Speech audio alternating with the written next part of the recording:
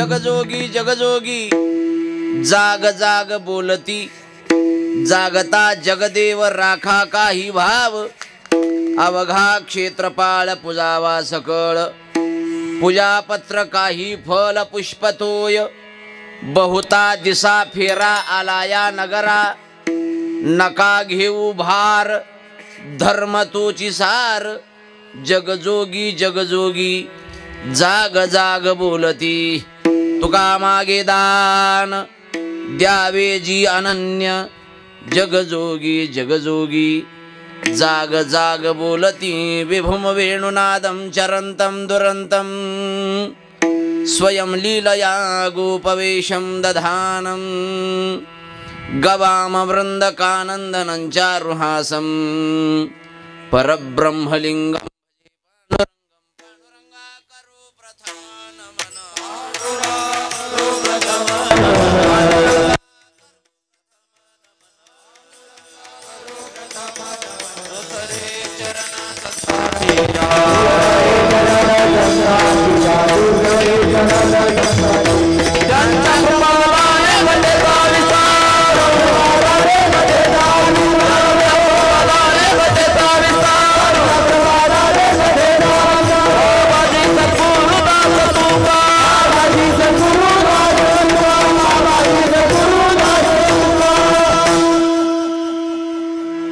सदा पंढरीनाथ पादाब्ज भृंगम निवृत्तीश्वरानुग्रहात् प्राप्त तत्वं, महेंद्रायणीति रघुमौ वसन्तं, समाधिस्थमूर्तिं भजे ज्ञानदेवं, ओम नमो ज्ञानेश्वराय, ओम नमो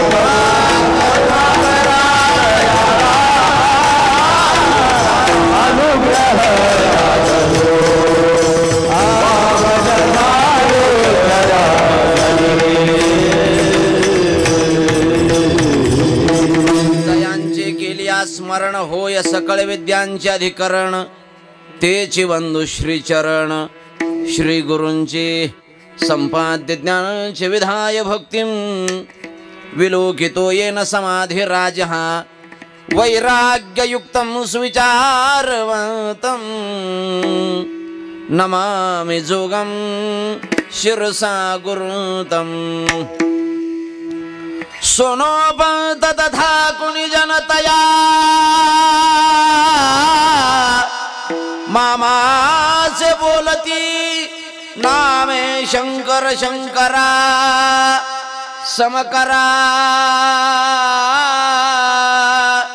निसंग जो संगती, पुण्य श्लोकची पुणे नगरीचा मोती खरा शोभतो, ऐशा संतवरा शुभ करा, दांडे करा वंदितो मस्तक हे पायावरी,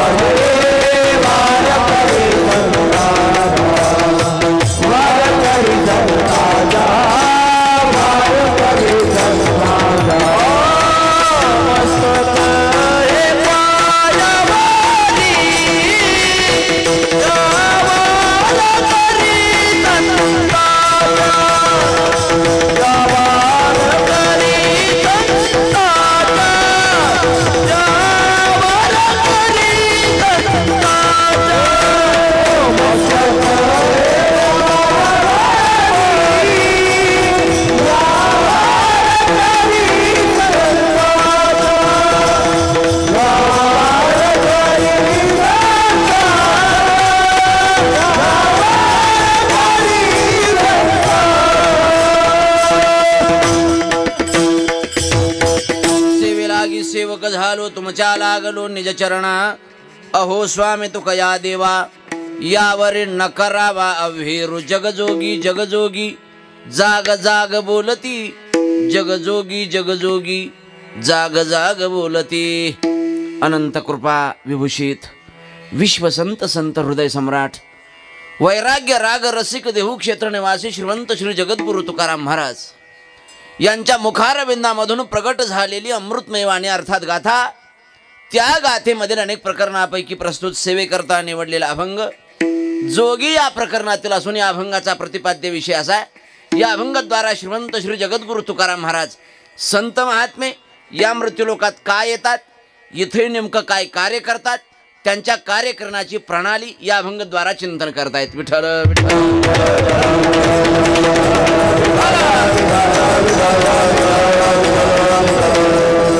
सज्जन हो, सेवेकरता निवडलेला अभंग श्रीमंत श्री जगद्गुरु तुकोबरायांचा अभंग आहे. अभंग काही जणांचा पाठ आहे, काही जणांचा कान पाठ आहे आणि काही जणांची अभंगाकडे पाठ आहे. अभंग जगद्गुरु तुकोबरायांचा अभंग आहे. या अभंगाचा शब्दशः सरळ अर्थ असा आहे. या अभंगाद्वारा जगद्गुरु तुकाराम महाराज संत महात्म्यांची कार्य प्रणाली पद्धती चिंतन करतायत. संत वर्णन करतात की बाबा रे, या जगाच्या पाठीवरती असा एक वर्ग आहे, किंबहुना तो तुम्हाला आम्हाला जाग करण्याकरताच्या मृत्यूलोकात अवतीर्ण झालेला असतो. जगजोगी जगजोगी काय करतात? जाग जाग बोलती, जागृती देण्याचं काम करतात. महाराजांना विचारलं, महाराज आम्ही जर जाग झालो तर त्याचा परिणाम काय होणार आहे, आणि नाही जागो झालं तर असं पडावं लागणार आहे. जागो झालं तर माणसात जागा मिळणार आहे. जागता तुम्ही जर जाग झालात तर जगदेव संपूर्ण जगतच तुम्हाला देवरूपानं अनुभवाला येणार आहे. आणि याच्याकरताच हा संपूर्ण परमार्थाचा आटापिटा चाललेला आहे. गळ्यात माळ, कपाळाला गंध, वारी, पारायण, कथाश्रवण, नामस्मरण, अनुष्ठान, अन्नदान, द्रव्यदान हे कशा करताय? जगामध्ये देवाची व्यापकता अनुभवाला यावी याच्याकरताच परमार्थ चाललाय. जागता पण त्याच्याकरता अगोदर जागृतीत यावं लागेल. जाग झालं तर पुन्हा काय?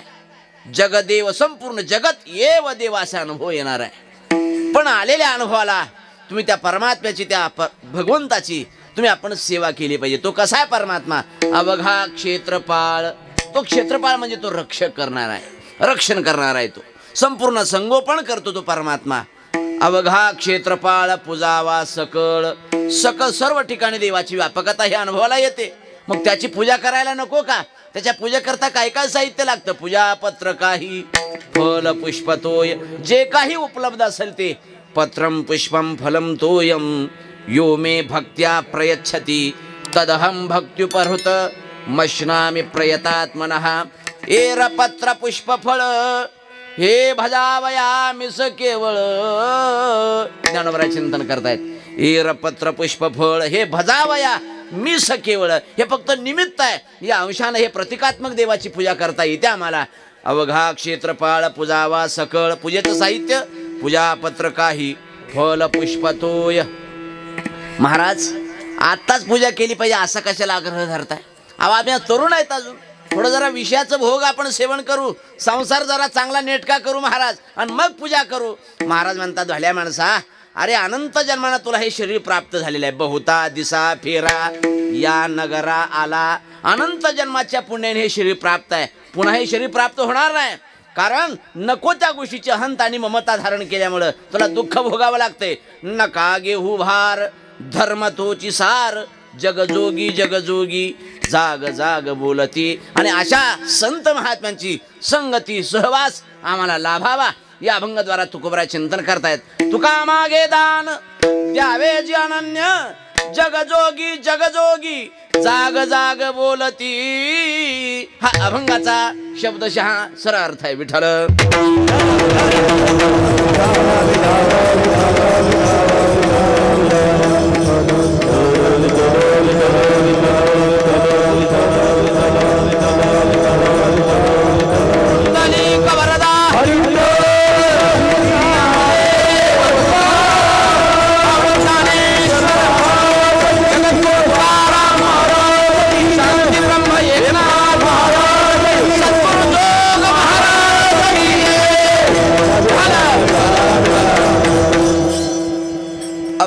काहीस चिंतन करण्या अगोदर अल्पसा परिहार अत्यंत महत्त्वाचा एक श्री क्षेत्र म्हणजे देवळाली या गावामध्ये चाललेला हा कैवल्य साम्राज्य चक्रवर्ती श्री संत ज्ञानेश्वर महाराज यांच्या 727व्या समाधी उत्सवानिमित्त हा अखंड हरिनाम सप्ताह, या वर्षाचं हे सप्ताहाचं दुसरं वर्ष, द्वितीय वर्ष.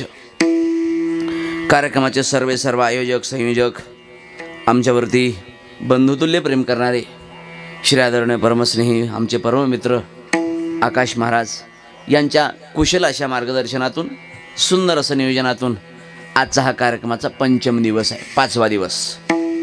कार्यक्रमासाठी विशेष उपस्थिती आदरणीय श्री परमस्नेही परममित्र आमचे कृष्णा महाराज असतील, आमचे भैरवनाथ महाराज असतील, आमची माऊली महाराज असतील, जालनेकर असतील, आदरणीय आमचे विनय महाराज असतील, आमचे भाग्यवान महाराज असतील. सर्वांच्या चरणावरती नतमस्तक होतो. कारण एवढी गुणवान मंडळी ही फक्त आकाशाखालीच वावरू शकतात. कारण कलाकार मंडळी, गुणवान मंडळी एका वेळेस इतकी वागवणं हे सोपं नाही.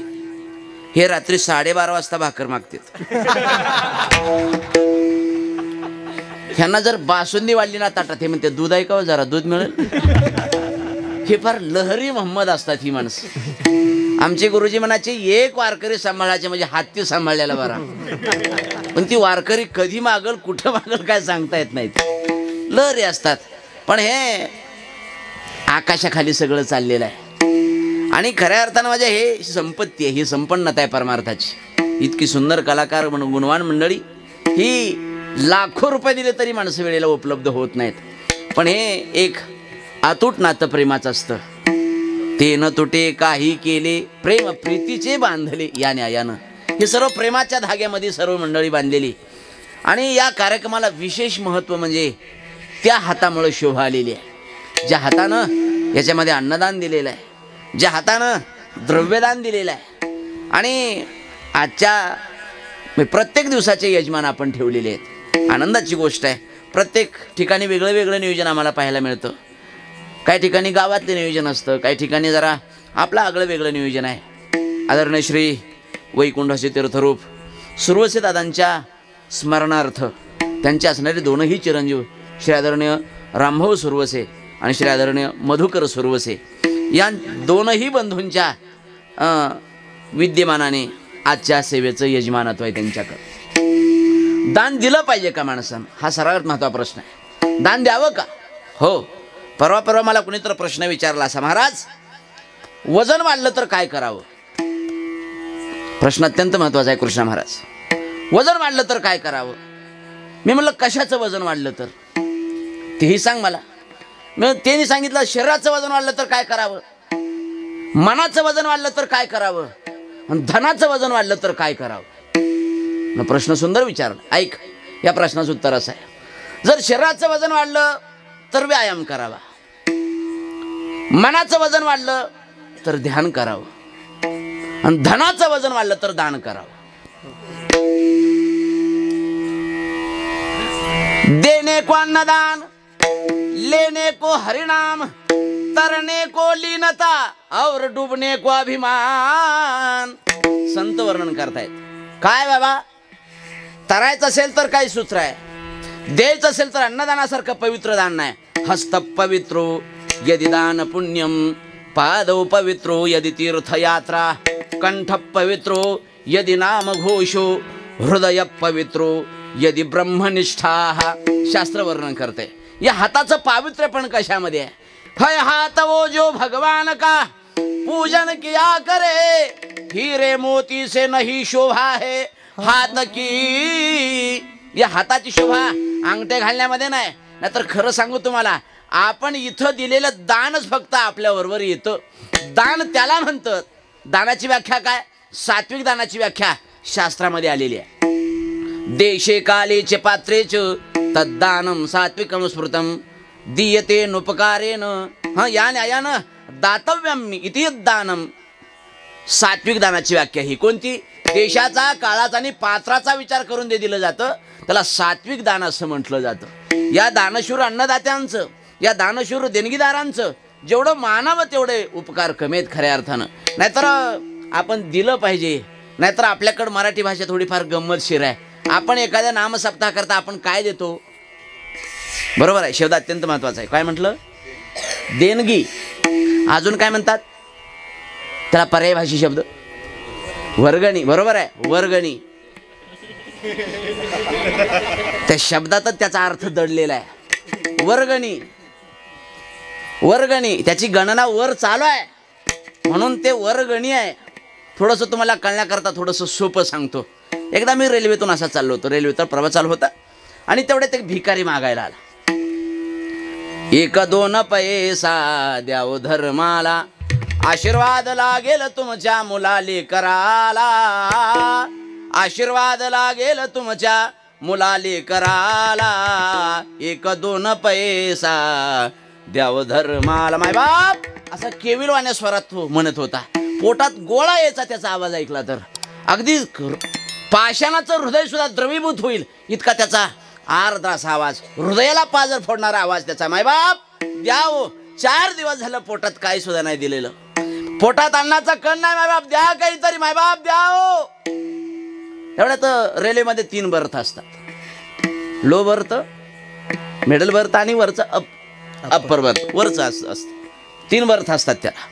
वरच्या माणसाला दया आली. मी आपल्याला उभा राहिलो होतो साईडला असा. वरच्या माणसाला द्यायला त्याने खिशामध्ये हात घातला पण वरून हात त्या भिकाऱ्यापर्यंत पोहोचत नव्हता. वरच्या माणसाला द्यायचंच होतं. पैसे कोण मागतोय रे? म्हणजे पैसा हा खालचा मागतोय, खालून चालणारा पैसे मागतोय. पैसे कोणाला द्यायची इच्छा झाली?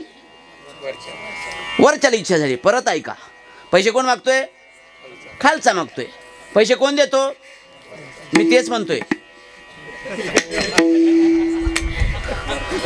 हे कळणाराला कळला. विठ्ठल विठ्ठल.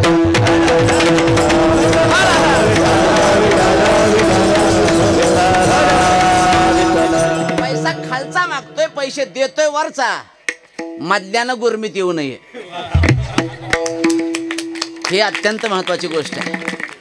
त्याचा हात पोहोचत नव्हता म्हणून आपण माध्यम आहे हे लक्षात ठेवा. विठ्ठल विठ्ठल.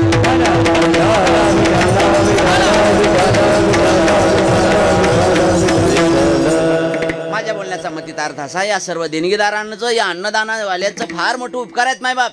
नाहीतर अन्नदानाचं किती महत्व सांगू तुम्हाला. जाता जाता थोडंसं व्यासंगानं बोलून जातो. काय अन्नदानाचं महत्व असतं फार सुंदर आमच्या गुरुजींच्या मुखातलं चिंतन आहे. एक सुंदर असं नगर आहे आणि नगरात एके दिवशी राजाला प्रश्न पडला. कृष्ण महाराज त्यांनी प्रधानजीला विचारला, प्रधानजी.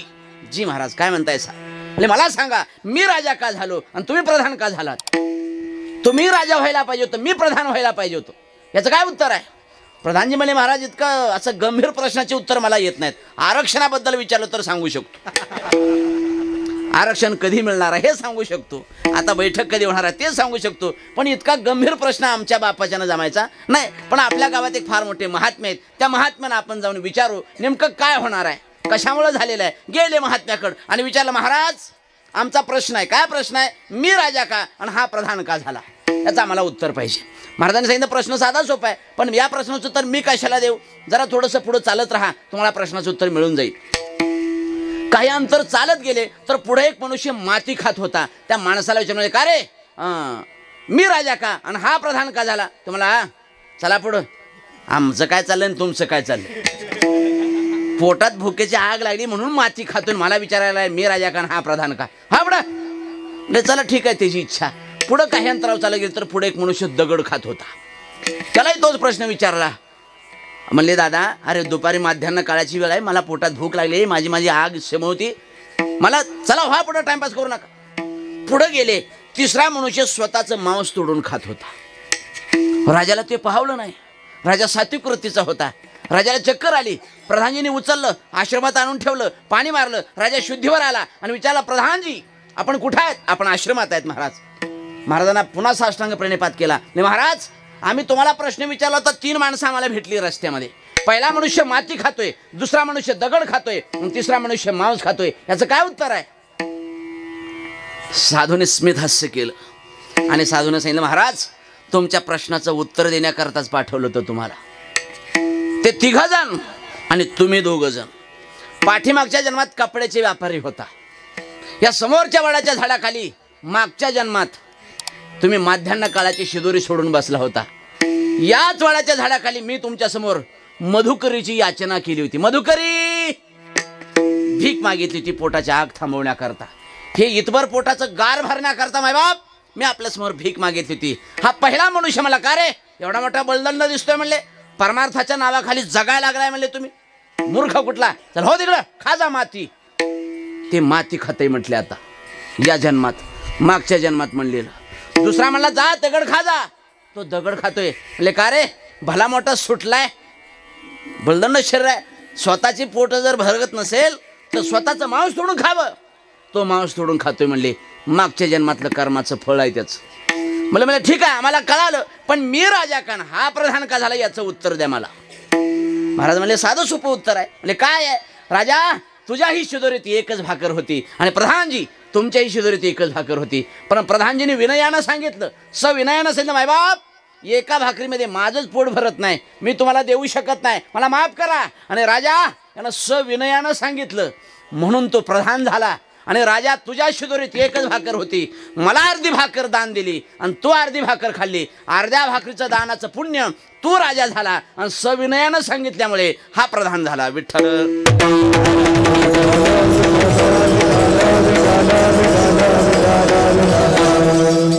म्हणून अन्नदानाचं अत्यंत महत्व आहे. अन्नदान तर दिलंच पाहिजे. आपण माणसानं आपल्याकडं वर्षा काठी जे एवढा काय टर्नओव्हर होत असेल त्यातला 10% का होईना आपण तुका म्हणे सत्य कर्मा व्हावे साह्य, कर्मा व्हावे साह्य, घातले अभय नरका जाणे, घातले अभय नरका जाणे. तुका म्हणे सत्य कर्मा व्हावे साह्य, कर्मा व्हावे साह्य, घातले अभय नरका जाणे, घातले अभय नरका जाणे. तुका म्हणे सत्य कर्मा व्हावे साह्य, कर्मा व्हावे साह्य, तुका म्हणे सत्य कर्मा व्हावे साह्य, सत्य कर्मा व्हावे साह्य तुकोबरांचे शब्द आहेत. सत्य कर्माला, शाश्वत कर्माला, आध्यात्मिक कर्माला माणसानं सडळ हातानं मदत केली पाहिजे. कारण खरं सांगू तुम्हाला, देणाऱ्यानं देत जावं, घेणाऱ्यानं घेत जावं आणि एके दिवशी घेणाऱ्याचे हात घ्यावेत कोपरापासून. असा एक अर्थ नाही, त्याची देण्याची वृत्ती घ्यावी हा सगळ्यात महत्वाचा आहे. नाहीतर आपल्याला कुणी तर दिलेलंच आहे ना, नाहीतर आपण येताना काय बरोबर आणलेलं आहे ते जाताना घेऊन जाऊ शकतो आपण. बोलण्याचा इत्यर्थ असा, या सर्व देणगीदारांचं, या संपूर्ण दातृत्व कर्तृत्व असणाऱ्या या सर्व अन्नदात्यांचं, या यजमानांचं मानावं तेवढे उपकार आहेत. नाहीतर हे सामान्य नाही महाराज, ह्याला लाखो रुपयाचा खर्च आहे, मंडप आहे, माईक सिस्टीम आहे, कलाकार आहेत, काय म्हणून लागत नाही सांगावर. माणसाला प्रपंच वागवाय करायचं लय सोपं आहे, तिथे इकडं तडजोड करता येते, पण इथंही वस्तू पाहिजे म्हणजे पाहिजेच असते. इथं तडजोड नाही. व्यवहारामध्ये ॲडजस्टमेंट इज बेस्ट पॉलिसी, पण परमार्थ क्षेत्रात ॲडजस्ट करत नाही. तिथं बांधिलकी असते तत्वाची, आणि ज्याच्यामध्ये तत्वाची बांधिलकी आहे त्याला परमार्थ म्हणा, आणि जिथं तडजोड आहे तिथं व्यवहार आहे. विठ्ठल विठ्ठल.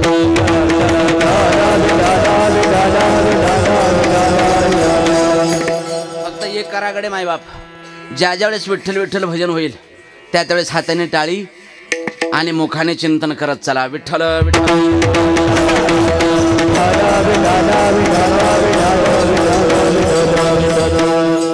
भजन म्हणून करू नका, पण थंडी कमी वाजवावी म्हणून तर वाजवा. हां, काय तर फळ तर सांगावं लागेल. थंडी वाजते मान्य मला. मागच्या वर्षी आपण तिकडं कार्यक्रम केला आहे ना, ते जरा थोडंसं जरा आडोसं होता, पण काय काळजी नाही. काय माणसं छान बसलात तुम्ही, अगदी माणसं थोडी घासणं पण चांगले आहेत तुम्ही. बघा ना कशी बसलेत, गुलाबाची फुलं असल्याने, जणू काय आत्ता उमललेत. खोडून घ्यायची पाळी आली आता आहे ना. कुणाचा चेहरा पडलेला नाही, कुठं कुठं धुई पडली म्हणा, आहे का नाही, धुई पडली, कुठं कुठं झाडं बोकडले, ती कुठं कुठं असतंय, थोडं तर परिणाम असतो, काळाच्या ओघात चलत राहतं. फक्त एक करा, ज्या ज्यावेळेस विठ्ठल विठ्ठल भजन होईल त्यावेळेस हाताने टाळी आणि मुखाने चिंतन करत चला. तुमच्या मनात एक प्रश्न सारखा येत असेल, प्रत्येक कीर्तनकार म्हणतात टाळी वाजवा, टाळी वाजवा. काय वाजवा? ऐका, ह्याचं एक कारण सांगतो. यमाच्या काळाच्या टाळीतून चुकायचं असेल तर टाळी वाजवली पाहिजे. काळाच्या टाळीतून चुकायचं असेल तर टाळी वाजवली पाहिजे. आता जर टाळी वाजवायला केली टाळाटाळी तर मग यमकवटाळी. यमाचा पाहुणा प्राणी होय, यमाचा पाहुणा प्राणी होय, प्राणी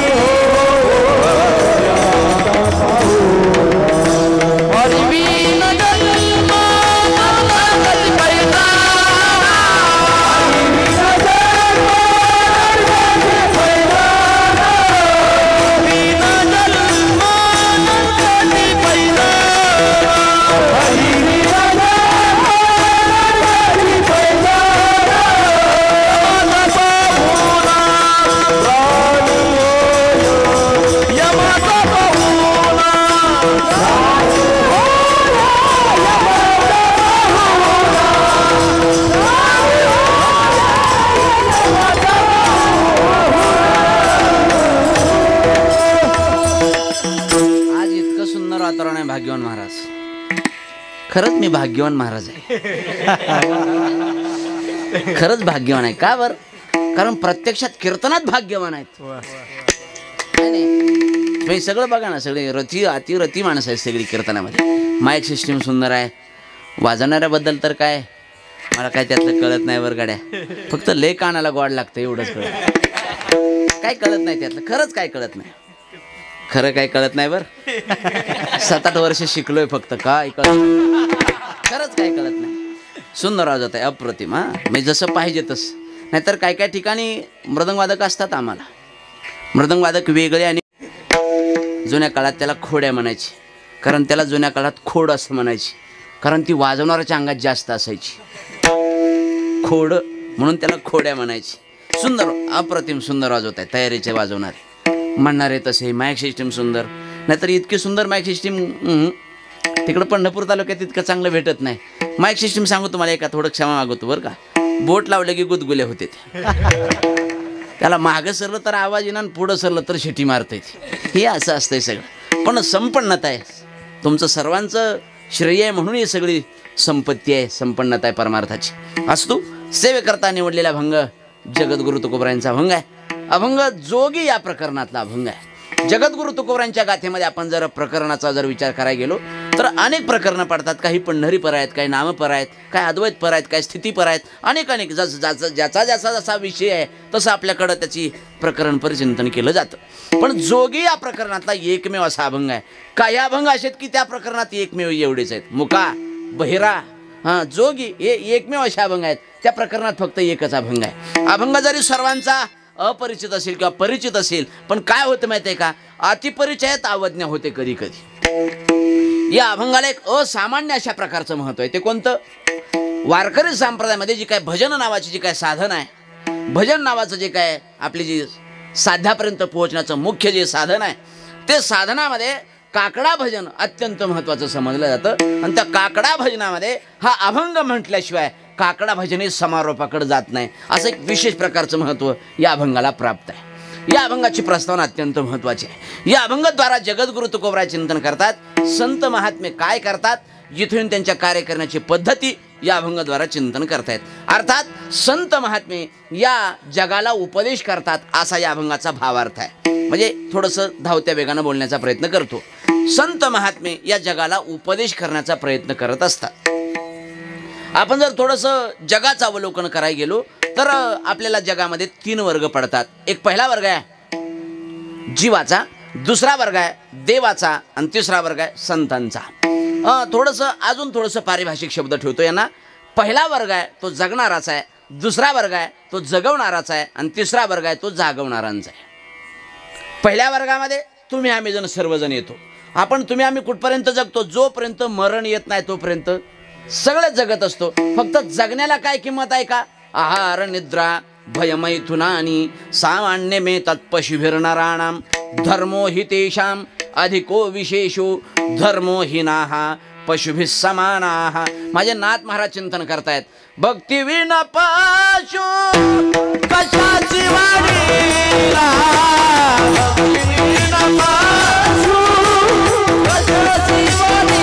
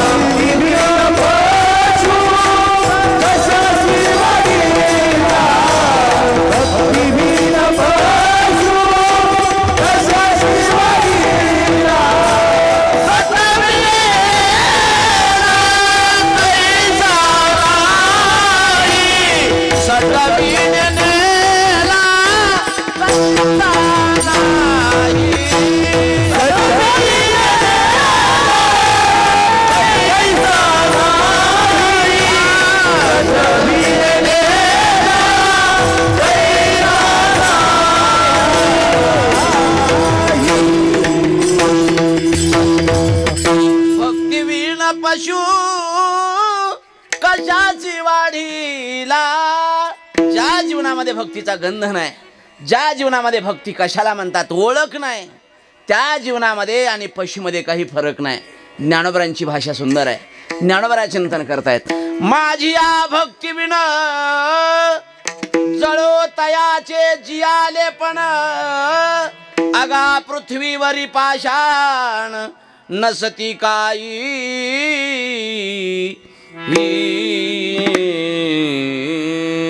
ज्ञानोबरांची भाषा. ज्ञानोबराय म्हणतात माझ्या भक्ती विन जळो तयाचे जियाले पण अगा पृथ्वीवरी पाषाण नसती काही. ज्या जीवनामध्ये कास्तन झालीये गळा शिळे जैसे सावरी वाढी नल्या सरळा वरु फळ नाही आतू पोकळा. कास्तन झालीये गळा शिळे जैसे. सावरी नावाची वनस्पती किती वाढली, काय त्याचा फायदा आहे? घराला वापरता येते काय, कुठे शोची वस्तू वापरता येते? काही नाही महाराज, फक्त वाढली.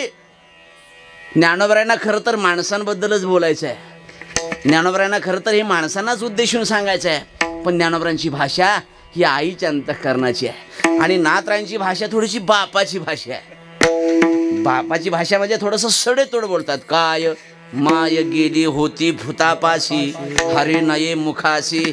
अरे मुढा मूर्खा, अरे ज्या अर्थी तुझ्या मुखाला देवाचं नामस्मरण येत नाही त्या अर्थी अन्याय तो त्याचा नव्हे वाय चाळा. माय बापे वेळा न साधिली. तुकोबराय चिंतन करतं माय बाप, अरे हा त्यांचा दोष आहे, हा आई बापांचा दोष आहे. सडेतोड बोलतात संत. माझ्या बोलण्याचा इत्यर्थ एवढा आहे, पहिला वर्ग आहे तो जगणाऱ्याचा वर्ग आहे. फक्त जगण्याला काय किंमत आहे हो? जगण्याला काही किंमत नाही मायबाप. फक्त जगला जगला जगला, पण कुठपर्यंत? मरत नाही तोपर्यंत.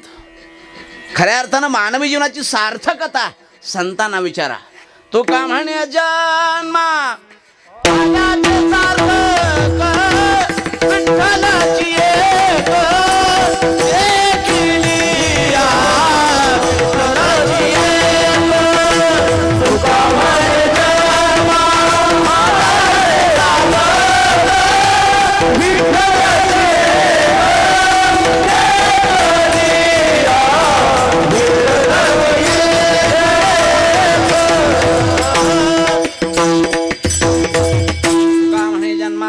सार्थक विठ्ठलाची एक देखील ही जन्माची सार्थकता आहे. आपल्या जीवनामध्ये इति कर्तव्यता परिपूर्णता जर कशाला प्राप्त होत असेल तर देवाच्या यथार्थ ज्ञानानं होते. शास्त्राची ओळख पटवून घेतल्यानंतर मानवी जीवनाची सार्थकता आहे. हा पहिला वर्ग जगणाऱ्याचा आहे. फक्त जगण्याला काय किंमत आहे? या वर्गापेक्षा पुढचा वर्ग अत्यंत महत्वाचा आहे. तो म्हणजे जगवणाऱ्याचा वर्ग आहे. तो जगवतो कोण? तो परमात्मा जगवतो, तो जगन्नियंता जगवतो. ऐका, थोडंसं इतिहासात घेऊन जातो मी तुम्हाला, पडदेशी कळेल. छत्रपती शिवाजी महाराज रायगडाचं बांधकाम चालू आहे आणि काही वडार समाजाची माणसं तिथं दगड फोडण्याचं काम करतायत. महाराजांच्या मनामध्ये सहज विचार येऊन गेला, उभ्या महाराष्ट्राचा पोशिंदा मी आहे. एका सज्जनानं विचार वाचला गेला आणि सज्जनानं त्या वडार समाजाच्या माणसाला जवळ बोलवून सांगितलं, हे असं कर, हा दगड फोड. आज्ञा म्हणून त्याने घाव घातला घणाचा. दगड दुभंगला आणि आज त्या दगडाच्या पोटामध्ये, त्या पाषाणाच्या पोटामध्ये एक बेडकी निघाली. अखंड असणाऱ्या दगडामध्ये, अखंड असणाऱ्या पाषाणाच्या पोटात. पाषाणाचे पोटी बैसला दरदूर तयामुखी चारा कोण घाली. ऐका, हे वर्णन एका कवीनं फार सुंदर रेखाटलं. खडक फोडता रोकडी पाहिली सर्वांनी वेडकी. उदक नसता तियेचे मुखी उदक कोण घालतो रे. तो राम आम्हाला देतो रे, आम्ही काय कुणाचे खातो रे. सांगा राजे, कोण खातो कुणाचं? कोणी खात नाही कुणाचं. अरे तो सांभाळतोय म्हणून आम्ही जिवंत आहे. बांधले घुमट किल्ल्याचे तट त्याला फुटती पिंपळवट, तेथे लावून पाण्याची मोठ, पाणी कोण घालतो रे, ओ राम आम्हाला देतो रे. कोण देतो आम्हाला? तो देतो. अत्यंत महत्वाचं चिंतन पुढच्या टप्प्यातलं. पाहे पा मातेची आस्तनी, विमल मलमूत्र खाणी, तेथे निर्मोणी दुधाची खाणी, बाळा दूध पाजितो रे, तो राम आम्हाला देतो रे.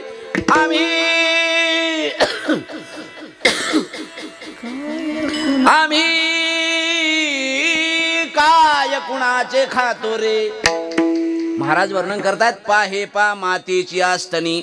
तुकोबाराय वर्णन करतात या प्रसंगाचं. कोणी केली बाळा दुधाची उत्पत्ती, कोणी केली बाळा दुधाची उत्पत्ती, कोणी केली बाळा दुधाची उत्पत्ती, कोणी केली बाळा दुधाची उत्पत्ती. वाढवे श्रीपती सवे दोषी, वाढवी श्रीपती सवे दोषी, वाढवी श्रीपती सवे दोषी. कोणी केली बाळा दुधाची उत्पत्ती, कोणी केली बाळा दुधाची उत्पत्ती, कोणी केली बाळा दुधाची उत्पत्ती,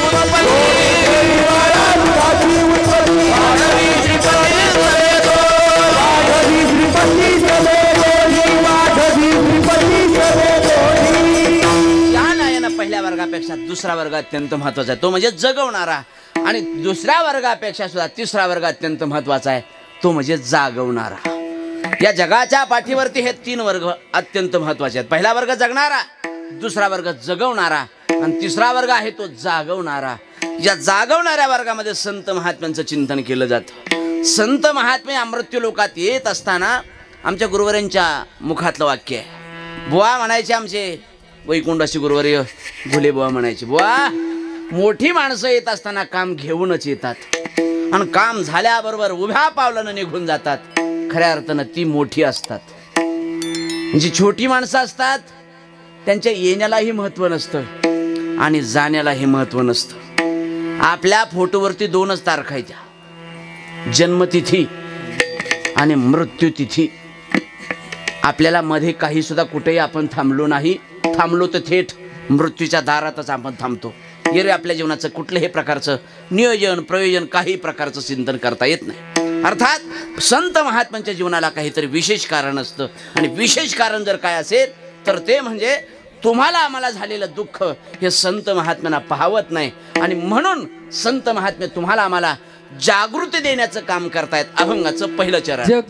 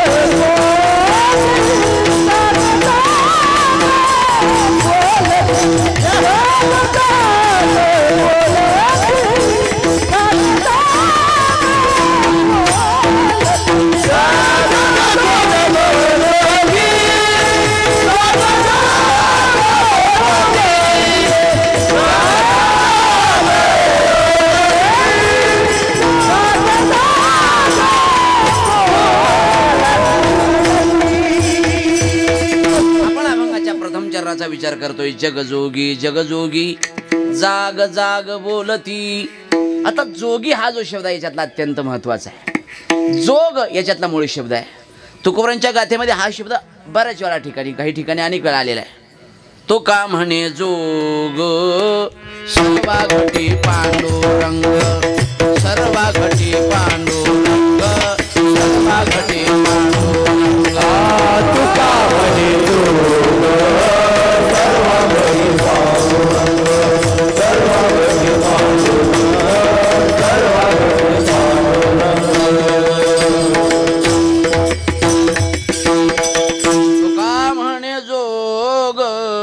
सर्वा घटी पांडुरंग. महाराज वर्णन करतात. जोग हा शब्द अत्यंत महत्वाचा आहे. जोग म्हणजे व्रत धारण करणे असा त्याचा अर्थ आहे.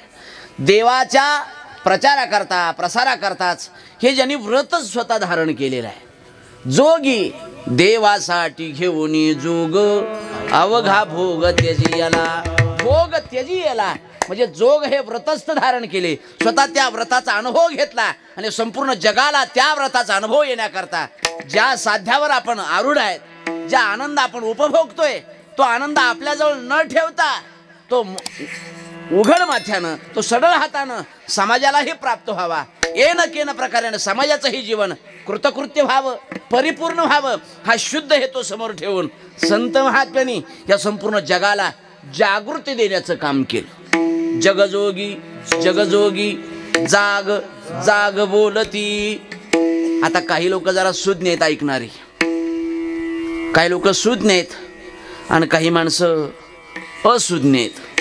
काही माणसं अज्ञ आहेत, काही माणसं तज्ज्ञ असतात, काही माणसं आज्ञ असतात, म्हणजे त्याला ज्ञान नसतं, अज्ञ. काही माणसं तज्ज्ञ असतात, काय सुज्ञ असतात त्या प्रत्येक विषयातली. काय काय हुशार माणसं असतात क्षेत्रातली. काही लोकांच्या मनामध्ये प्रश्न आहे, महाराज एक शब्द इथं दोनदा वापरलाय, याचा काय नेमका अर्थ आहे? जाग जाग बोलती. बरं ठीक आहे, आम्हाला कळालं, संत जाग करतात, पण आम्हाला जाग व्हायचंच नाही ना. जाग झालं तर फायदा काय त्याचा तेही सांगा तुम्ही आम्हाला. पहिल्यांदा जाग होणं म्हणजे काय आणि झोपणं म्हणजे काय हे तर सांगा. खरं सांगतो ऐका. झोपणं आणि जागृती ही व्यवहारातली घेऊ नका, ही परमार्थ क्षेत्रातली संगती घ्या. झोपणं ही अज्ञानाचे प्रतीक आहे, झोप हे अज्ञानाचं प्रतीक आहे आणि जागृती हे ज्ञानाचं प्रतीक आहे. ज्ञान प्राप्त झालं पाहिजे समाजाला, हा हेतू आहे. समाज हा अज्ञानामध्ये रूढ नसला पाहिजे, हा ज्ञानावर रूढ झाला पाहिजे, ज्ञानारूढ झाला पाहिजे, ज्ञानाचा अनुभव आला पाहिजे याला. आणि म्हणून समाजामध्ये तुम्ही म्हणसाल थोडंसं सोपं सांगतो, माणसाला ज्ञान झालं की माणसाची क्रिया बदलते बरं का. माणसं क्रिया नाहीत करत, प्रतिक्रिया उमटते त्याची. ज्ञान जर झालं तर काय होतं, ज्ञानोबरांच्या भाषेत ऐका. सुज्ञ माणसं आहेत तुम्ही ऐकणारे. थोडंसं दृष्टांताच्या माध्यमातून बोलतो. आपल्या गावासारखं सुंदर असं गाव, एक श्रीमंत मनुष्य आणि श्रीमंत माणसानं असा सुंदर असा मंडप दिलेला, पंक्तीचं नियोजन केलेलं. तेवढे ते गावामध्ये एक अचानक अतिथी आला. अतिथी, अतिथी म्हणजे न तिथी स अतिथी. जो तिथी सांगून येत नाही तो अतिथी. आणि दुसरा अर्थ अत्यंत महत्वाचा आहे, द्वितीयस्य तिथीनं, म्हणजे जो दुसऱ्या दिवशी मुक्कामाला थांबत नाही तो अतिथी. पण आपल्याकडं अतिथी येतात त्याचं आतीच होतं. शब्दाकडे लक्ष ठेवा बरं का, नाहीतर काय काय गोष्टी कृष्ण महाराज कळत नाहीत. काय लोकांना शब्दच कळत नाही. थोडंसं आम्ही तर थोडंसं गंमत म्हणून सांगत असतो. एक मनुष्य न्हाव्याच्या दुकानात गेला. न्हावीनं दाढीला साबण वगैरे लावला असा. न्हावी ब्लेड वगैरे बदलतो, तेवढ्यात हा गप्प बसणारा कसा, तो गप्प कसा बसेल, कारण तो देवळालीचा होता आणि ते सुरवशाचंच होतं म्हणे. बसलं ते न्हावी ब्लेड वगैरे बदलतोय, तेवढ्यात हा न्हाव्याला बोलायला लागला, का रे आजपर्यंत कधी गाढवाची दाढी केली नाही, आज पहिल्यांदाच करायला लागलोय.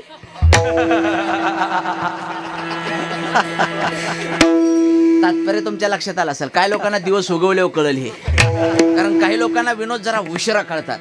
आमचे गुरुजी फार विनोदानं सांगायचे प्रसंग तुम्ही ऐकले, पण एकदा पिष्टे पिष्टे नाही म्हणून ऐका.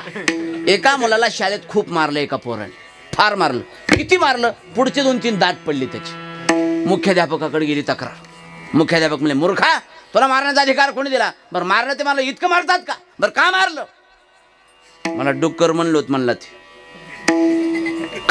होतं मागच्या महिन्यात म्हणलो म्हणलं, आणि आज का मारलं? मी आज डुक्कर बघितलं म्हणलं. हे काय लोकांना उशिरा कळतं, त्याचा हा परिणाम सांगतो. हे सुद्धा कळायला 2 महिने लागतील कमीत कमी. याच्यातला तात्पर्य अर्थ लक्षात आला का? का बोलतोय? जागृती वेगळी, आणि म्हणजे हे जागृती हे ज्ञानाचं प्रतीक आहे.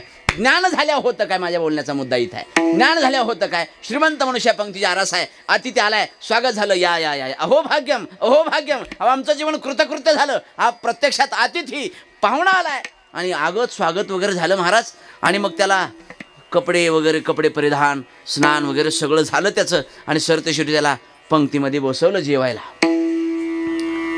प्रत्येक सगळ्यापेक्षा त्याचं ताट वेगळं होतं. त्याच्या जवळच्या माणसाने त्याला विचारलं, भल्या माणसा, पोराबरोबर भांडण झाले का? नाही. बायकोबरोबर भांडण झाले?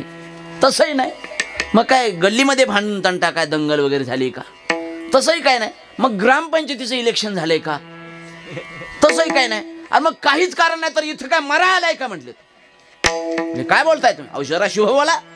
काय झालंय म्हणजे? अरे भल्या माणसा, तुझ्या ताटावर बसलाय ना, त्या ताटातल्या मध्ये सध्या 56 पदार्थ वाढले ताटात, तुझ्या चांदीच्या ताटात. आणि ज्या ताटावर तू बसलाय, काही वेळानं तू जेवणार आहे, या प्रत्येक अन्नाच्या कणामध्ये विष आहे. विष म्हणल्यानंतर तडदिशी उठला तू. चप्पल बोटात अडकवली, कपडे बगलत मारले, खोचा असा धरला, आणि पंक्तीतनं सन सन सन सन चालायला लागला. तेवढे ते मुख्य पंक्तीचे यजमान आले. म्हणले, ओ अहो अतिथी कुठं गेले? ते काय म्हणले, चालतात म्हणले. कानात जाण वाढकून चालत होत ते. मला ओ थांबा थांबा थांबा, अहो जेवल्यानंतर 11,111 रुपये दक्षिणा देणार आहे. त्यानं पाठीमाघारी वळवून सांगितलं, कशाला? सुतळी, बांबू, गुलाल, खोबरं, डालडा नाही. तुमच्या लक्षात येते का नाही कोणास ठाऊक, पण काय जणांचे जरा उशीर आहे. जे गेले त्यांचे आले. हा विठ्ठला विठ्ठला.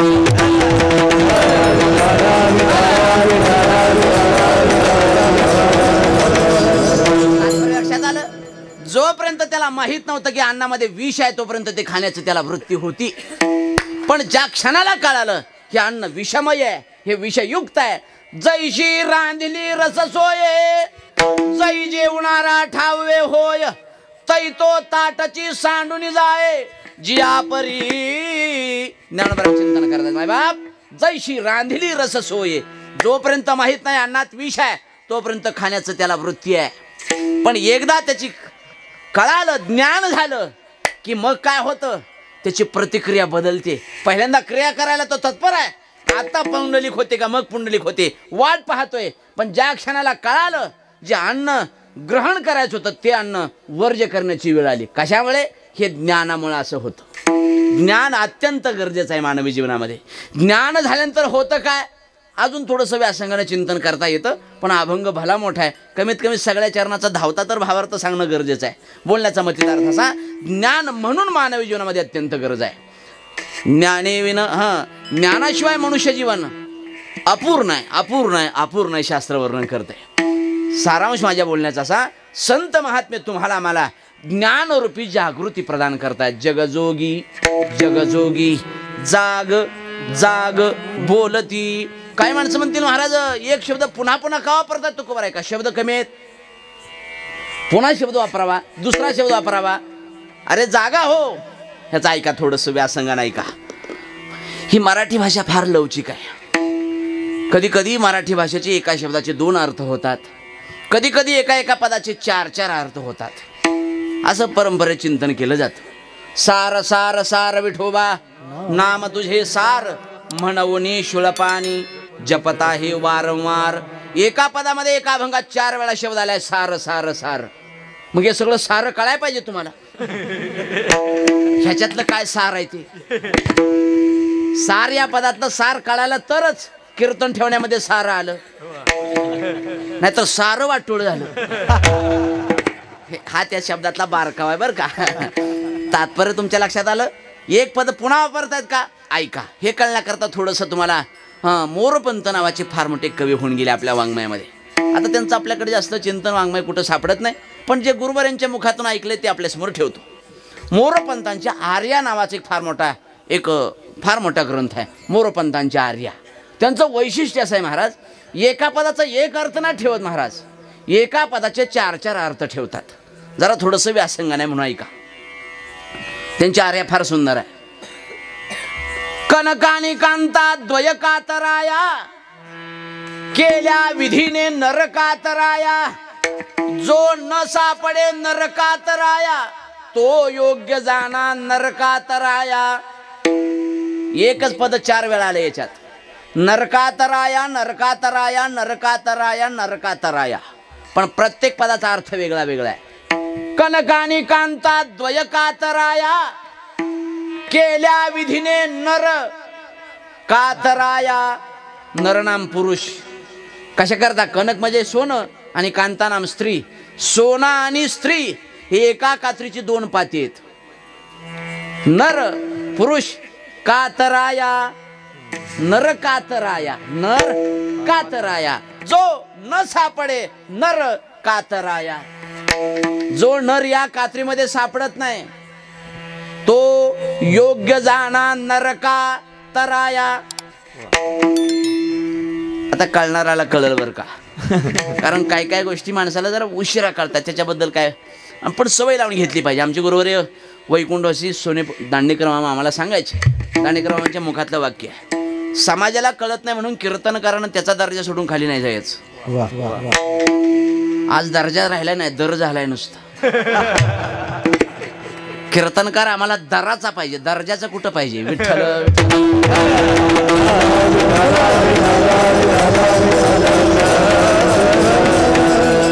गुरुवारांच्या मुखातलं चिंतन आहे मायबाप ऐका. एक वाक्य ठेवतो आणि पुढे घेऊन जातो. अरे कीर्तन हा विषय दराचा नाही, कीर्तन हा विषय दराचा नाहीच, कीर्तन हा विषय आदराचा आहे. गर्दी कमी झाली का जरा? कळलं मला. काय माणसं अंधाराचा फायदा घेऊन गेली, जाते ती जातेतच, सगळे जाणारच आहेत ना. आपण कीर्तन झाल्यावर थोडंच राहणार आहेत आपण. विनोदाचा भागवाजा करा. मतितार्थ माझ्या बोलण्याचा असा, संत महात्मे जागृती देण्याचं काम करतात. जगजोगी जगजोगी, जाग जाग बोलती. एका पदाचे 2 अर्थ आपल्यासमोर ठेवत होतो मी. आपल्या त्याच्याकरता एक उदाहरण आपल्यासमोर ठेवलं. कनकानी कांता द्वयकातराया, केल्या विधीने नरकातराया, जो न सापडे नरकातराया, तो योग्य जाणा नरकातराया. या पदानं एका पदाचे अनेक अर्थ होऊ शकतात. जाग जाग, तुला ज्याच्याकरता जागृती केलेली आहे, तुला ज्याच्याकरता ज्ञान प्राप्त करून दिलेलं आहे, ज्याच्याकरता तुला ज्ञानारूढ केलेलं आहे, त्या अवस्थेला तू जाऊन पोहोच.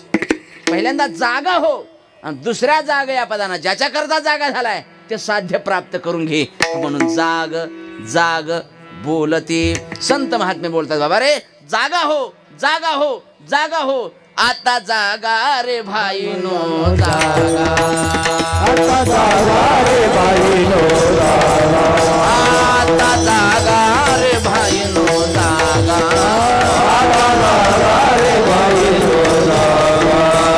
चोर निघालिया नाडवूनी भागा रे, निघालिया नाडवूनी भागा रे, निघालिया नाडवूनी भागा रे, निघालिया नाडवूनी भागा. आता जागा रे भाईनो जागा, आता जागा रे भाईनो जागा, आता जागा रे भाईनो जागा, आता जागा रे भाईनो जागा.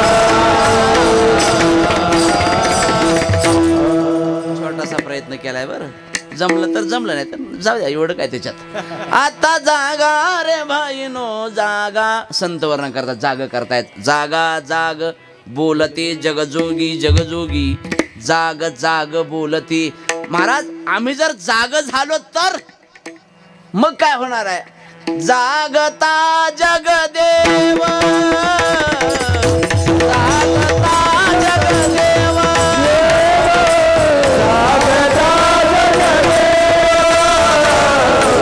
जागता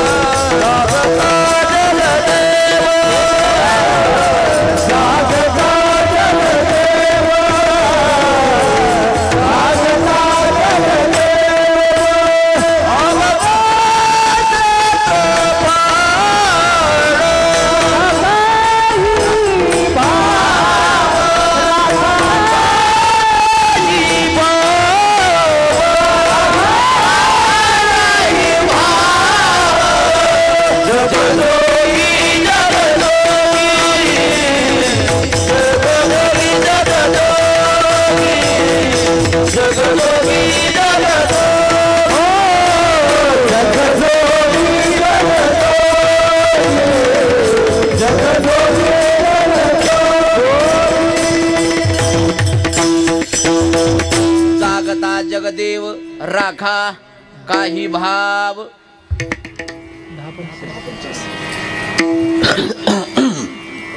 तुकोबराय चिंतन करतात मायबाप. तुम्ही जर जाग झालात तर काय होणार आहे? जागत आपण जाग तर व्हा. जाग झाल्या परिणाम, कारण परिणाम सांगितल्याशिवाय माणसाची प्रवृत्ती होत नाही सहजासहजी. जागता तुम्ही जर जाग झालात तर मग परिणाम जगदेव, संपूर्ण जगतच तुम्हाला देवरूपानं सापडणार आहे, देवरूपानं अनुभूती येणार आहे. आणि याच्याकरताच हा परमार्थ चाललेला आहे. जगत येव देव असा हा भाव आहे. पण हा व्याकरणाच्या नियमाप्रमाणे तिथं जगदेव शब्द झालाय. जगत देव तिथं व्यंजन संधीच्या नियमाप्रमाणे तिथं त्या तचा द झालाय आणि पुढचा य त्याच्यात येऊन मिसळलाय. आता व्याकरण कळत नसेल तर त्याला माझा पर्याय नाही. आम्ही तर थोडंसं विनोदानं म्हणत असतो, व्याकरण कोणाला कळतं आणि कोणाला कळत नाही. ज्यांनी शाळेत गेल्यानंतर शाळा केली त्याला कळत नाही. जो वर्ग शाळेत गेल्यानंतर शाळा केली त्याला व्याकरण कळत नाही, आणि शाळेत जाऊन ज्यांनी शाळा केली नाही त्याला कळतं. हे सुद्धा कळण्याकरता कळावंच लागतं. ही अत्यंत महत्त्वाची गोष्ट आहे. व्याकरण म्हणजे काय, थोडासा बारकावा सांगतो. मला तुम्हाला विचारायचं, तुम्हाला विचारू, घाबरू नका. मला तुम्हाला विचारायचं, दुधात केळी टाकून खाणे त्याला काय म्हणतात? बरोबर आहे, बोला. शिकरण म्हणतात. दुधात केळी टाकून खाणे त्याला शिकरण म्हणतात, आणि जास्त खाल्लं तर मग शिकरण. मी काय बदल केलाय सांगा? फक्त वेलांटी पहिली आहे तिथं दुसरी केली. याला म्हणतात बारकावा, याला म्हणतात थोडंसं सूक्ष्मचिंतन. पण ते कळणाऱ्याला कळतं ना. पण महाराज बोलतात की बाबा जाग झाल्यानंतर काय होणार? जगदेव हरिदेव जगत, जगदेव हरी, ही अनुभूती प्राप्त झाली पाहिजे. संपूर्ण जगतामध्ये विष्णुमय जग, वैष्णवांचा धर्म, किंवा ज्ञानोबराय चिंतन करतायत हरे दिसे जनी वनी आत्मतत्वे, हरे दिसे जनी वनी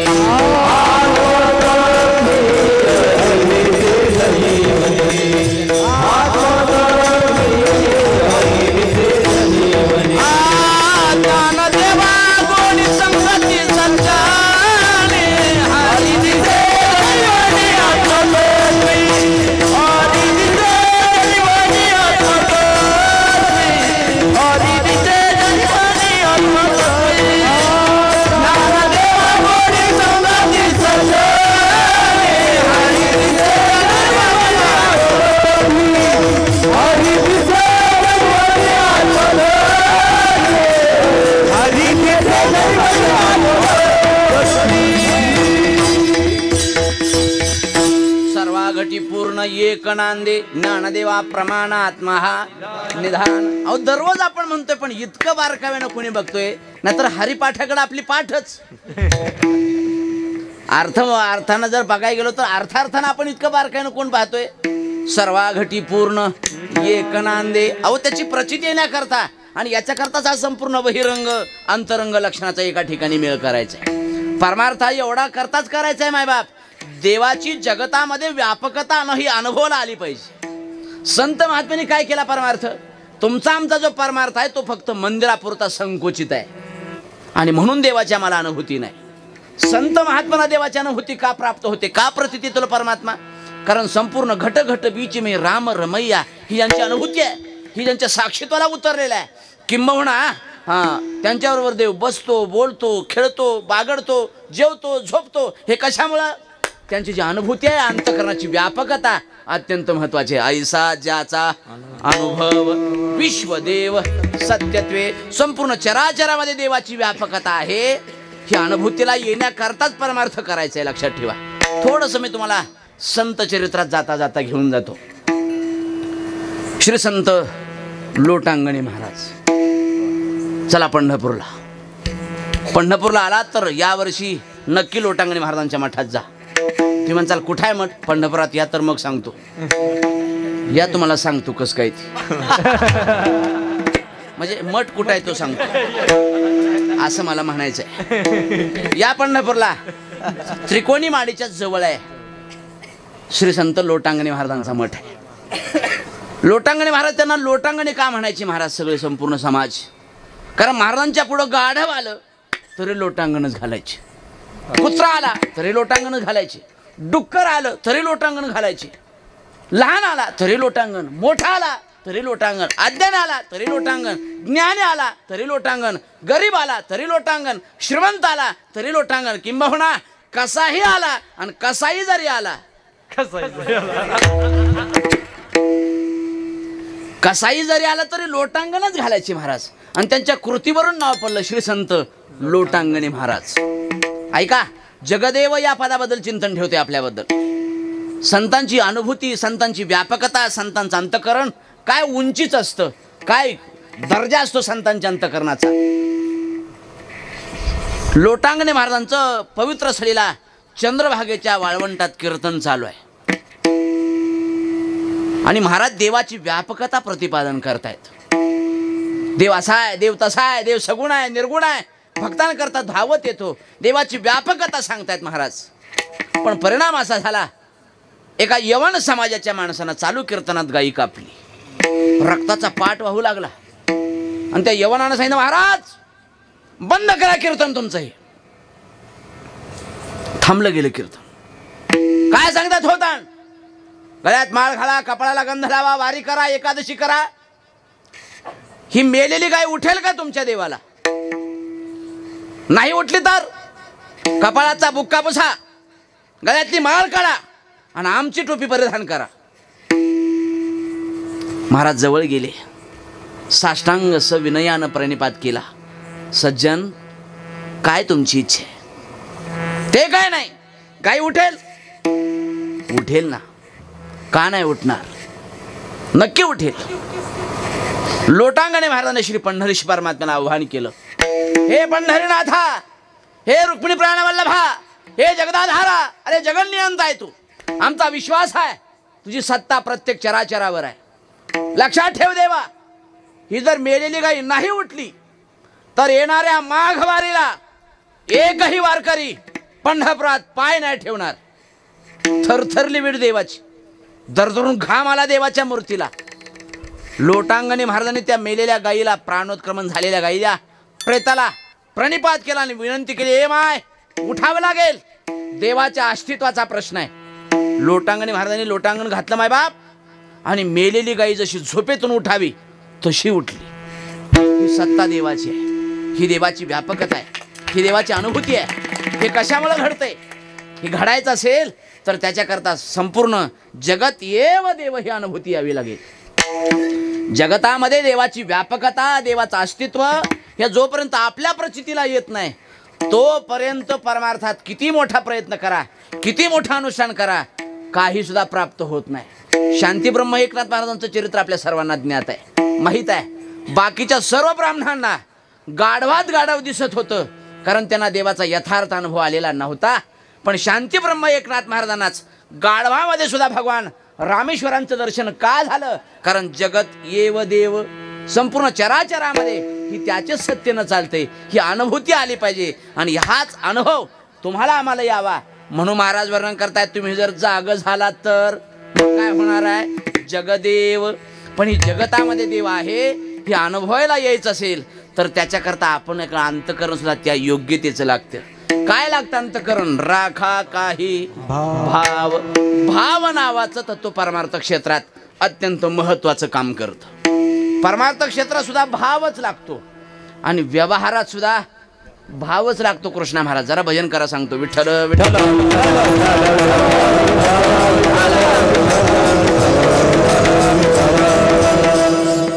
भावेन देवो वशमानयंती, शास्त्र वर्णन करते.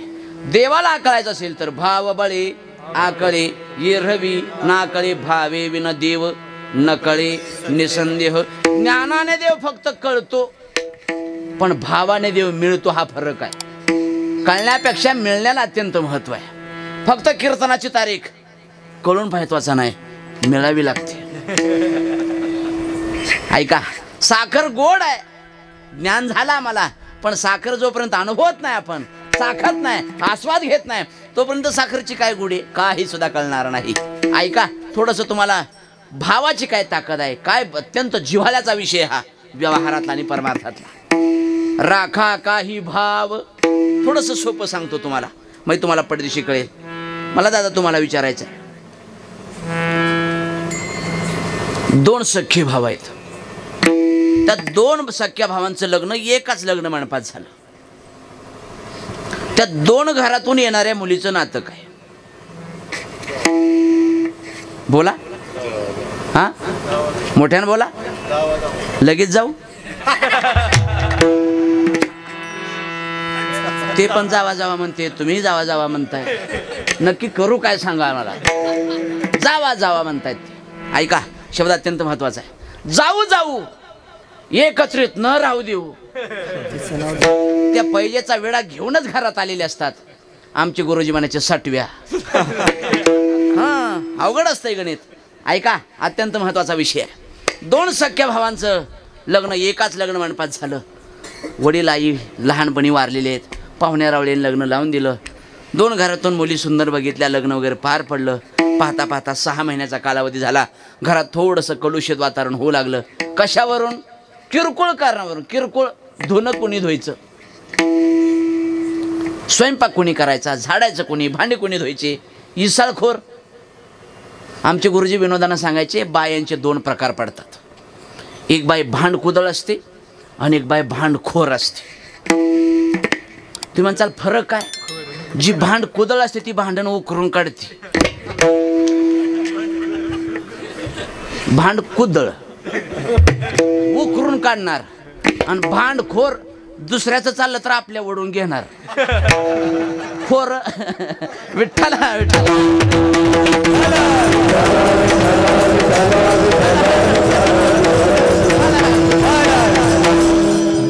इथल्या महिला खूप सुंदर आहेत. तुमच्यापैकी एकही तशी नाही. न आलेल्यांबद्दल बोलतोय. जे आल्या नाही त्या 2 कॅटेगरीच्या असतील. त्या 2 पेक्षा तुम्ही रेल्वेचा खोऱ्या बघितलाय का? रेल्वेत खोरे असतो दगडी कोळसा टाकायला. तो असा वडत नाही, तो असा टाकतो. ह्या त्याच्यातल्या त्या. आपलं घर सुरक्षित राहते. जर जळलं ना जळलं तर चला विनोदाचा करा. मी काय बोलते असं थोडं बोलावं लागते ना, त्याला पर्याय नाही. आमचे गुरुजी म्हणायचे असं, आमचे गुरुजींच्या मुखातलं वाक्य अत्यंत महत्वाचं आहे. आमचे गुरुजी म्हणायचे बघ, कीर्तनात विनोद असावा पण कीर्तनाचा विनोद नसावा. कीर्तनात विनोद अत्यंत गरजेचा आहे. मार्मिकता असली पाहिजे. कीर्तनामध्ये रंजन असलं पाहिजे, मनोरंजन पण झालं पाहिजे. हां, दुष्ट विचारांचं भंजनही झालं पाहिजे आणि ज्ञानरूपी अंजनाचंही काम झालं पाहिजे. रंजनही झालं पाहिजे, भंजनही झालं पाहिजे आणि अंजनाचंही काम झालं पाहिजे. ह्या 3 गोष्टी कीर्तनाच्या माध्यमातून घडाव्यात. आमच्या परंपरेचं चिंतन असं आहे. बोलण्याचं कारण असं, घरामध्ये ढुसपूस होऊ लागली. थोरला भाऊ जरा सात्विक वृत्तीचा आहे, गळ्यामध्ये माळ आहे, महिन्याची वारी करतोय, सात्विक वृत्तीचा आहे. त्याने विचारलं, गड्या दररोज गड्या आपल्या ढुसपूस करण्यापेक्षा सारखं दररोज घरात आभाळ येते. घरात आभाळ आलं, कळलं तुम्हाला? कळलं का नाही? हां, घरात आभाळ येते, मग सारखा पाऊस पडण्यात तर काय मजा आहे? आभाळ आलं की पाऊस पडणारच आहे ना. कधी कधी हस्त नक्षत्रातला पडतो, बदाबद बदाबद पडतो. ऐका, समजने वाले को इशारा काफी होता है.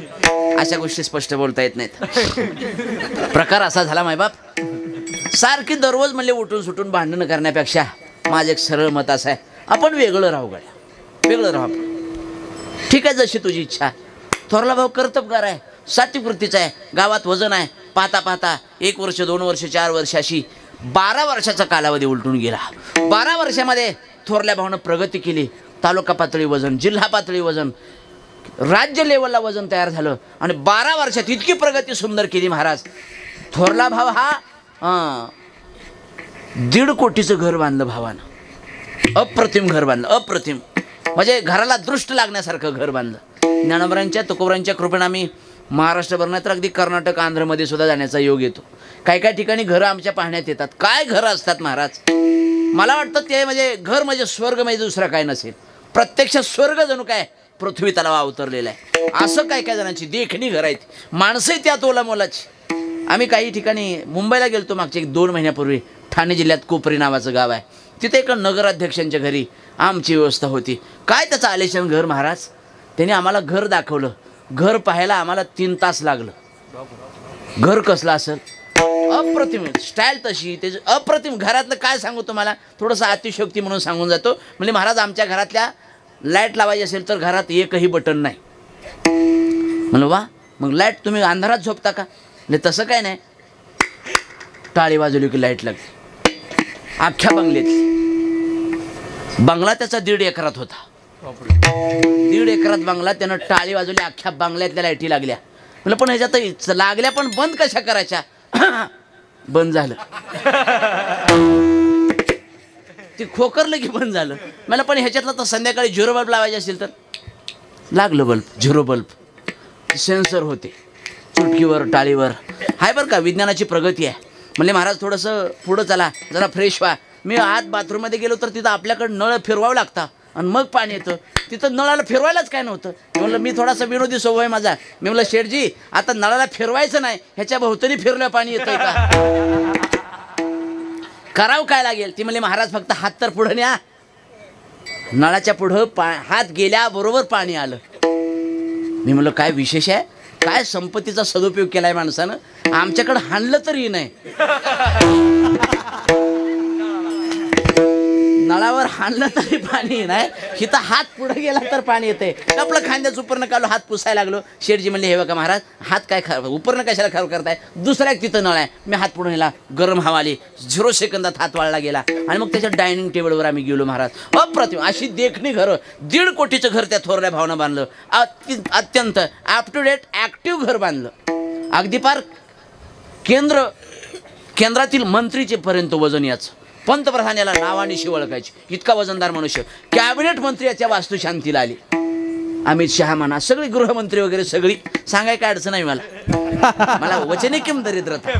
माणसानं बोलताना श्रीमंतासारखं बोलावं. अप्रतिम घर बांधलं. पण हा दिवसभर विचार करतोय, अरे जेवायला अख्खा गाव आहे, अख्खा गाव आलाय दादा, पण माझा भाव नाही आला अजून जेवायला. अख्खा गाव आहे, मनात तळमळ आहे, सात्विक वृत्तीचा आहे, माळकरी मनुष्य आहे, अख्खा गाव आहे, पण भाव नाही आला जेवायला. जेवायला अख्खा गाव आलाय. सगळ्यांनी कौतुक केलं, सुंदर घर सुंदर घर. पण मनात त्याच्या सलतय, दुःख आहे, क्लेश आहे मनात. भाव आहे, भाव नाही, भाव नाही, भाव नाही. ऐका मायबाप, संध्याकाळच्या 6:30 वाजल्या. धाकट्याची परिस्थिती तशीच, तो छपरातच राहायला होता 12 वर्षानंतर सुद्धा. कशामुळे? फक्त आणि फक्त पत्नीच्या स्वभावामुळे. परिस्थितीत नो बदल, नो चेंज, परिवर्तन नाही झालेलं. रात्री याच्या घराचा उजेड त्याच्या घरात पडलेला. 6:30 वाजता तो सायकल ढकलत आलेला आहे. पुढच्या चाकात हवा नाही, मागचं चाक आऊट झालेलं आहे. चेहरा पडलेला आहे, काळे कभिन्न कपडे झालेले आहेत. कोळशा खाण्यात कामाला आहे. पत्नीनं तांब्या भरून दिला, बसायला पोत आहे. पत्नीनं आपलं जेवणाचं ताट पुढं सरकवलं. थोरला भाऊ सात्विक वृत्तीचा आहे. संध्याकाळी 7:45ची वेळ आहे. याला वाटलं सगळे पाहुणे रावळे निघून गेले, आता काहीतरी युक्ती करून आपण भावाला बोलवलं पाहिजे. म्हणून अंगणात आला तो. तिकडं धाकट्याच्या घरात त्यानं भाकरीचा तुकडा मोडलाय, भाजीत बुडवलाय, मुखात घालतोय. तेवढ्यात थोरल्या भावाचा आवाज आला, साप चावला. टपतीशी घास खाली पडला धाकट्याच्या हातातला. उठला, निघाला. पत्नी म्हणले, कुठं झालाय, बसा खाली. 12 वर्षाचा राग अनावर होता गाड्याचा. मूर्ख आहे, अक्कल नाही तुला, तुझ्यामुळे घराचं वाटोळ झालं. माझ्या भाव माझा अडचणीत आहे, संकटात आहे, आणि निघालो मी. गेला थोरल्या भावाजवळ, धावत गेला, पळत गेला आणि विचारू लागला, ए दादा, अरे सांग ना काय चावलंय, सांग ना काय चावलंय, सांग. कुठं चावलंय? हाताला चावलाय, पायाला चावलाय, चावलाय कुठं साप? थोरल्यानं जे उत्तर दिलं ते अत्यंत महत्वाचं होतं. थोरला म्हणला, दादा अरे मला साप चावलाच नाही, मला बघायचं होतं. काय? जेवायला अख्खा गाव आहे, पण संकटात मात्र फक्त भाव आहे. विठ्ठल विठ्ठल.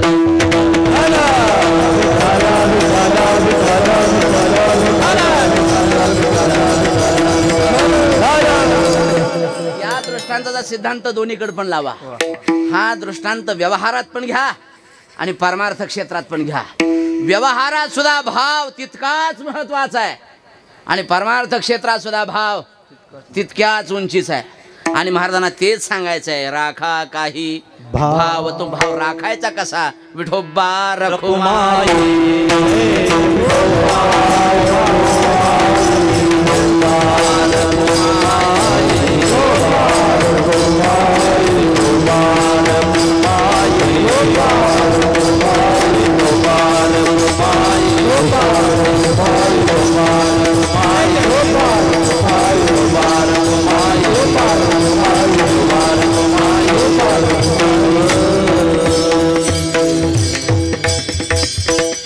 जागता जगदेव राखा काही भाव, पण भाव राखत असताना श्रद्धा, कारण परमार्थ क्षेत्रामध्ये श्रद्धा विरहितम ज्ञानम, त्याला किंमत नाही. ज्ञान किती असेल पण जिव्हाळा नसेल तर, त्याला जर ओलावा नसेल तर, त्याला जर प्रेम नसेल तर, प्रेमाविन भजन नाकाविन मोती, अर्थाविन पोती, वाचू नये किंवा वाचू नये काय काय किंमत नाही तुमच्या त्या देखणेपणाला.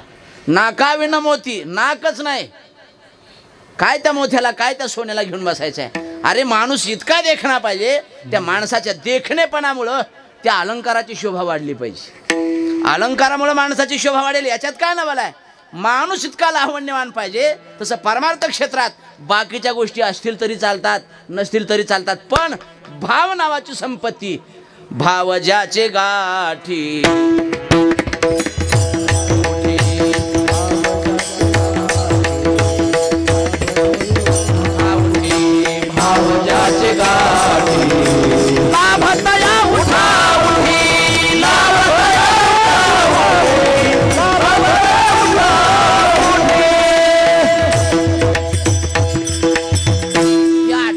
भाव लागतो,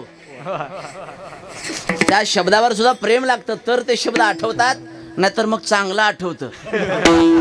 हे लक्षात यायचं असू द्या. तुमच्या तात्पर्य अर्थ माझ्या बोलण्याचा असा की राखा काही भाव परमार्थ क्षेत्रात अत्यंत महत्वाचा विषय आहे. देवा कारणे भाव तस्मात द्यावे न लगे फार सेवेत, झाले एक चित्त तरी बहुत, एवढ्यासाठी नका करू वाता हात गा. यानं भाव अत्यंत महत्वाचा आहे. वर्मती एक आहे दृढ धरावा भाव. यानं भाव, श्रद्धा, जिव्हाळा खूप महत्वाचा आहे. किती महत्वाचा आहे महाराज वर्णन करतायत. राखा काही भाव, काही अंशानं देवाची शरणागती पत्करत असताना एक करा, पण ही त्याची उपासना करा. अवघा क्षेत्रपाळ पूजावा सकळ, पूजापत्र काही फल पुष्प तोय. महाराज सांगितल्या पद्धतीनं कळालं आम्हाला.